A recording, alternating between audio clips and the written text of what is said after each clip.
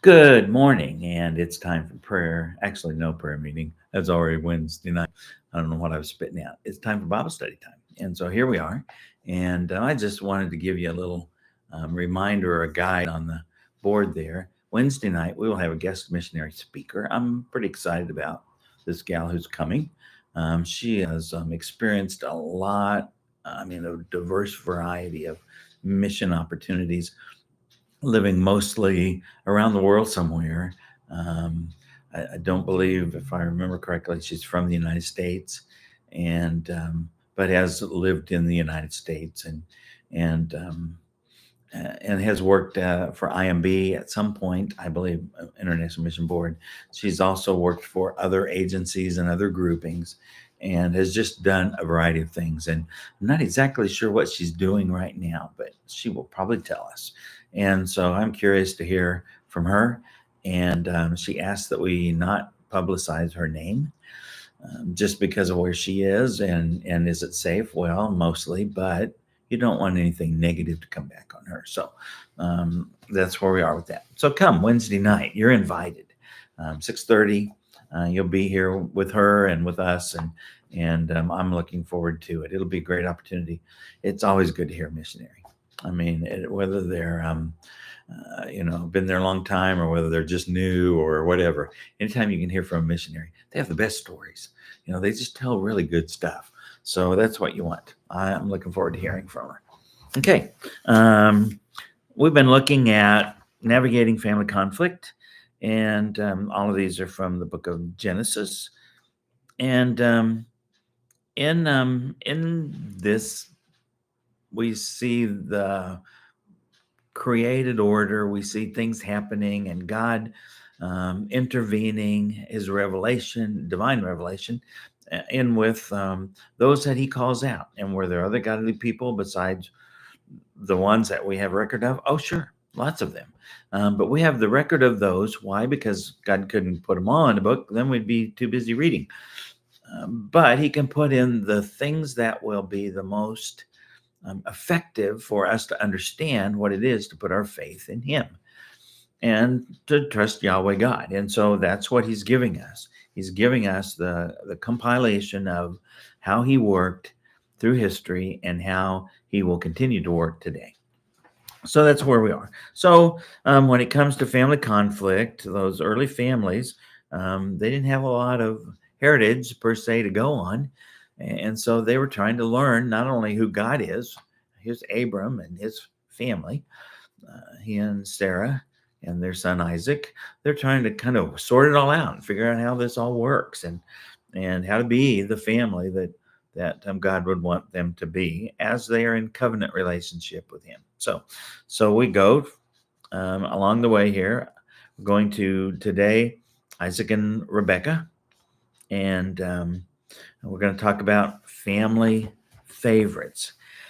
Just a little background in families. I don't know about you, but sometimes in a family you can see who the favorite child is, or you can see who the fair-haired one is out of the bunch, and I will say I feel like, at least from my perspective, my parents were pretty impartial across the board, and I appreciate that. Of course, I don't know what my brothers and sisters would say. I was the youngest, and they probably thought I got a lot of favoritism, and yeah, I maybe did. Sometimes I feel like I got the best of our parents because I had them at the end, and everyone else was kind of gone, and I got them all to myself for a while. But I appreciate that, and I am grateful for it. Sometimes family members will show favoritism. Sometimes bosses will show favoritism. Sometimes teachers will have a pet, right? That they focus on, and they're kind of their favorite of the bunch. But anytime you show improper favoritism, then it will lead to dysfunction. Anytime you show it in an improper way, then it leads to bitterness. It will lead to jealousy. Leads to a lot of things that will be a detriment to the relationships, and especially in a family. It's just so hard to get to that point.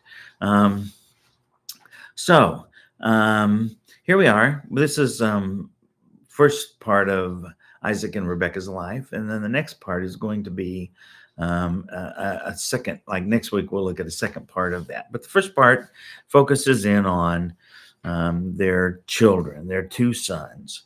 Remember there that God had promised Abram, later to become Abraham, that he was going to be the father of many nations. And he said, look, man, I'm old. How am I going to have that happen? My wife's old. Well, he was 100 when Isaac was born, and Sarah was 90 when Isaac was born. And so it took a while, didn't it, for God to get them in the right frame of mind, for the right state, for them to really understand what God was doing with and for and through them. And we know that Abram and Sarah kind of plotted to help God out, and thus through her handmaid, her servant Hagar, Ishmael was born. And boy, that's been a thorn in their flesh, in their side for centuries, hasn't it? So when it came time for Isaac to get a wife, and they didn't really think about it until he was 40. Isn't that crazy? Didn't think about him getting a wife until he was 40. But what happened? Well, Rebecca, his mother, passed away. And so Isaac thought, well, he needs a female person in his life. Let's send off and get a wife for him from our family. And so they sent a servant to go and fetch somebody back for him, and they found Rebecca. And the good thing about Rebecca was she was, I think, probably just a really good fit. She was really a good choice for him. That's why God allowed her to be the one that was chosen. And so she comes back. She is Isaac's wife. And then years pass, and she's like Sarah, her mother-in-law. Her womb is barren, and she doesn't have any children. And so then at God's perfect timing, what happens? He opens her womb, and guess what? She has twins. Now, if you're doing the math here, okay, we started with one, Isaac. If we're going to multiply and get, all these descendants of Abram or Abraham, now we've got to really start multiplying. So guess what? Out of one, we get two. Okay, that's a start. But think about then what happens after that. Esau has a family, but he was not the chosen. He was not God's selected one to be the one who would carry on the generations. It was Jacob. And so out of that, what does Jacob have? Well, we go from 1 to 2 to a dozen. We have 12 descendants. And so what happens from that? Well, it just keeps going, doesn't it? Keeps growing. And actually, anyway, there was more. There was probably some daughters along the way as well, but mostly the sons is what they, because of the family name, because of the family connection, that's what would carry on that way. So we begin at Genesis 25, and we see that it was time in verses 24 through 28, it was time for Rebecca to give birth. And they didn't have a sonogram back then. They didn't really know how many was in the womb, but they knew there's probably twins. There's probably more than one because of the way they fought, because of the way they, went after each other in the womb. I mean, can you imagine that poor woman? My goodness. I bet she had some pretty uneasy nights when the two of them were off and with each other. And so, well, which one would be the firstborn? It was a pretty big deal to be the firstborn because the firstborn was, say there were two sons. Well, instead of it being split 50-50, the inheritance would be split 3 ways, and the older son would get a double portion. So, being the firstborn was important. And you not only got the inheritance, but you got the blessing. The father then would give a godly blessing to you. And they believed in the spoken word. And that's why they named their children with names that they thought were the kind that would give them life or would fill out who they really were as a person. And so we're going to see Jacob was born, and he was the trickster. He was the deceiver. That's what that means. He was kind of the conniver. But notice when he we're not there yet. But when we get there, I think next week, when he comes back from his sojourn away with all his possessions, he comes back and he wrestles with God, and God then gives him a new name. He now becomes Israel. He now becomes Israel, not the trickster, but he becomes one who has wrestled with God. You can try to deceive a lot of people. Sometimes you might meet your match. Well, he's going to meet that in his father-in-law. But once you've wrestled with God, then you know who's in control. You know who's in charge. And so that's where the term Israel actually comes from. Okay? So, beginning of verse 24, when her time came to give birth, there were indeed twins in her womb. The first one came out red looking, covered with hair like a fur coat, and they named him Esau. After this, his brother came out grasping Esau's heel with his hand. So he was named Jacob. Isaac was 60 years old when they were born. So he was 40 when he got a wife, 10 years of her being barren, and then now they have twins. It says in verse 27, when the boys grew up, Esau became an expert hunter and outdoorsman, but Jacob was a quiet man who stayed at home. Isaac loved Esau because he had a taste for wild game, but Rebekah loved Jacob. And so we see Esau comes out first. He comes out and, well, he's ruddy. Is the word that a lot of scholars would use there. He has a darker complexion, almost like a darker tan to him, and he's also hairy. One translation says he was. It was like a carpet almost, he was that covered with hair.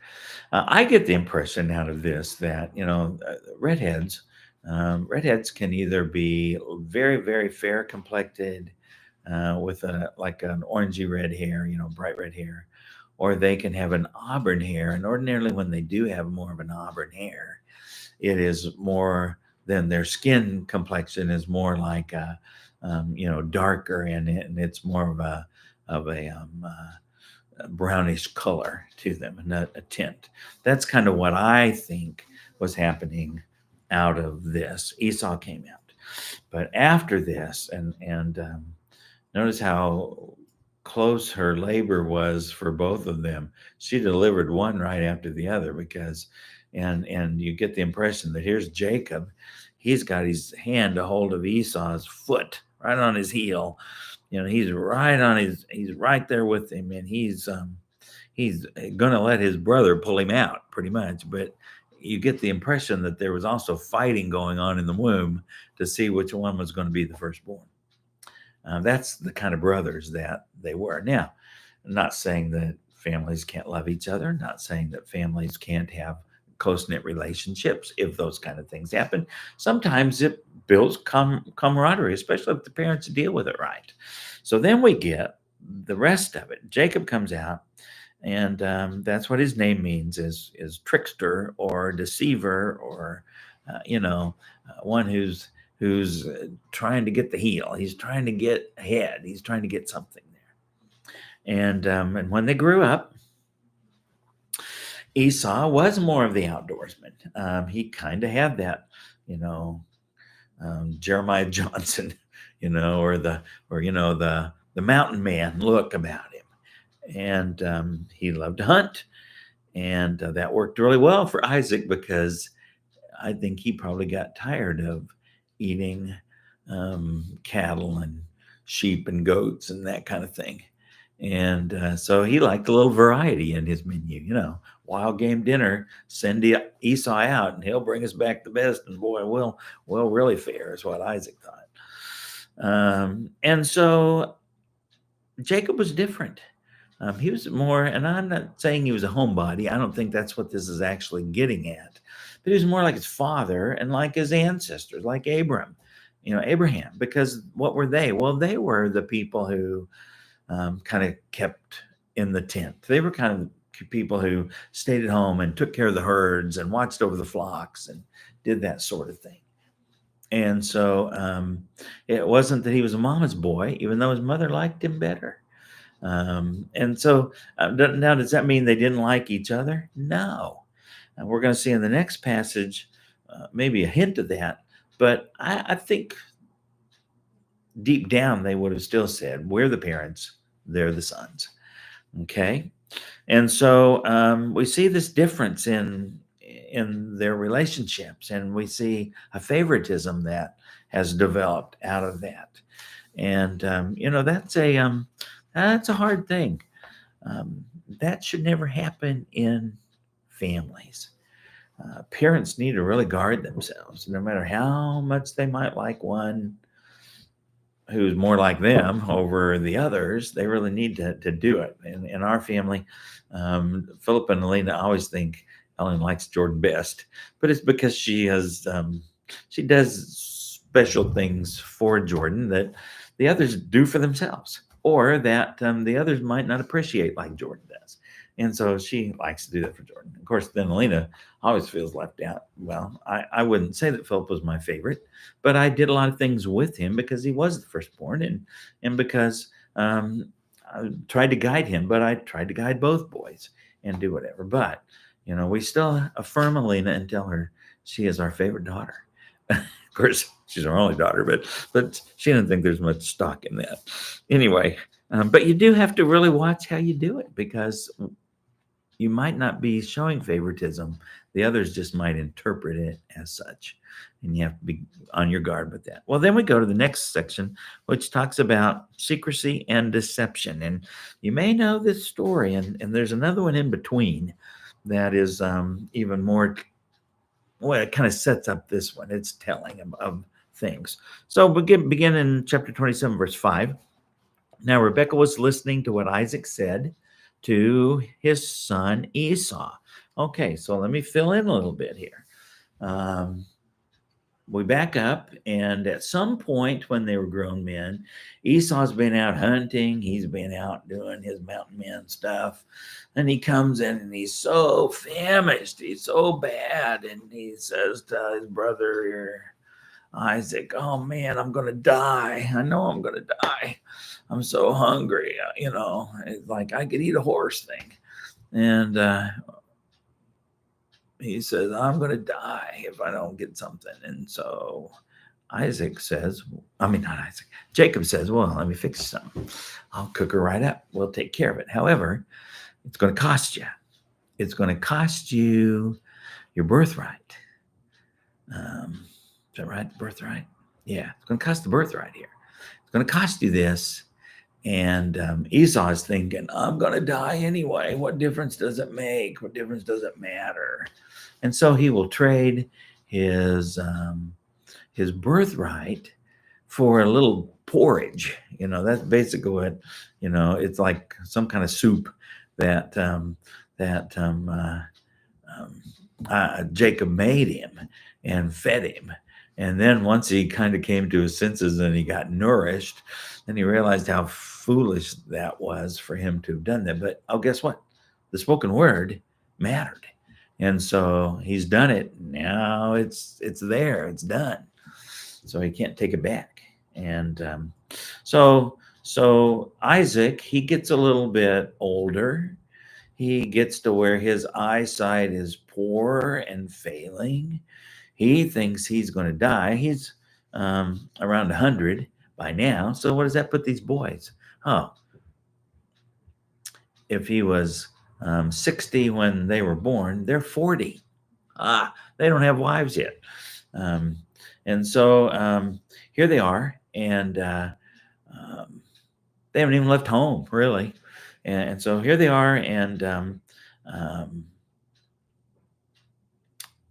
I was thinking too, Isaac lived to be 180. So was he dying at this point? No, but his eyesight was so bad, he thought he was dying, and he thought he wouldn't live much longer. So he's going to give the blessing. Only thing that's left, he's going to give the blessing then to Esau.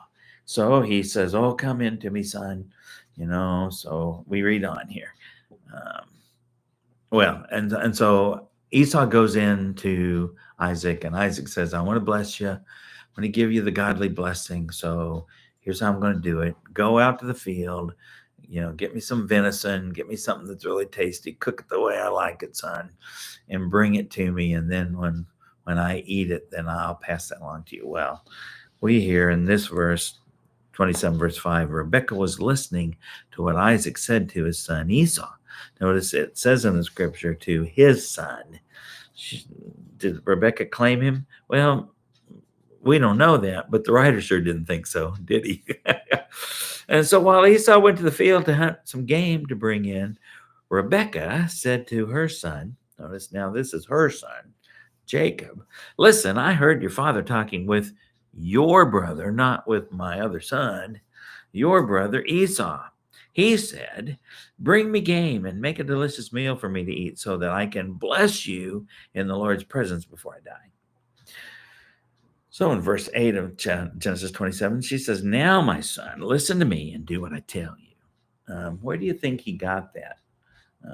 Trickster, deceiver, conniver thing. Well, it came from her side of the family for sure, didn't it?